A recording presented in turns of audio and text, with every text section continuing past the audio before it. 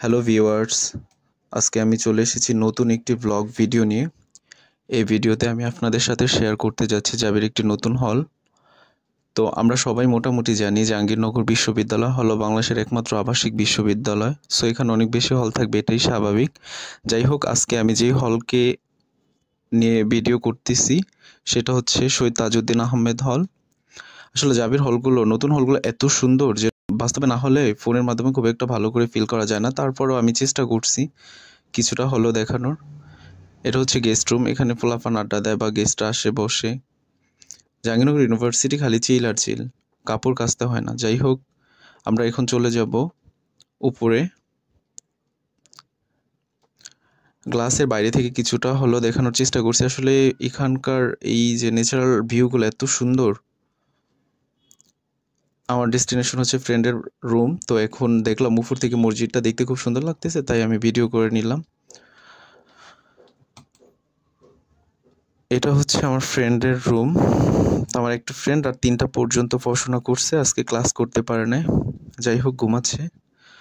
ওরা ওয়ালগুলো খুব সুন্দর করে ওয়ালমেট দিয়ে সাজিয়ে রাখছে, তো ভাবলাম এটাও ক্যাপচার করি। ছেলে মানুষ, তারপরে কত সুন্দর গুছানো। যাই হোক, তো আমার ফ্রেন্ড সে হচ্ছে ন্যাচারাল বিউটি দেখার চেষ্টা করতেছে উপর থেকে। আসলে এত সুন্দর, মানে কি বলবো, বাস্তবে না দেখলে বোঝা যায় না। তারপর আমি ট্রাই করছি কিছুটা হলে দেখানোর। আমিও চেষ্টা করছি একটু দেখি, কারণ নর্মালি আমি হলে থাকি না। তা আমার কাছেও হল খুবই নতুন, মানে যেই দিন যে ওই দিনই নতুন লাগে। তারপর আমরা চলে যাচ্ছি ছাদে, ভাবলাম ছাদটাও ঘুরিয়ে নিয়ে আসি। আসলে ছাদগুলো অনেক বড়, একদম খেলার মাঠের মতো। দশতলা এই বিল্ডিংগুলো থেকে মানে নিচে তাকাতে গেলে খুবই ভয় লাগে, মানে অনেক নিচু। যাই হোক, খুব সুন্দর চারদিকে, মানে এত ভালো লাগে, মনে হচ্ছে আমরাই সবার উপরে আছি।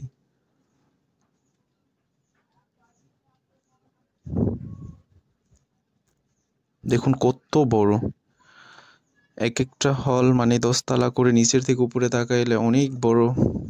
আবার উপর থেকে নিচে তাকালে মনে হচ্ছে অনেক উপরে উঠে গেছি এরকম। ওইটা হচ্ছে কবি নজরুল হল।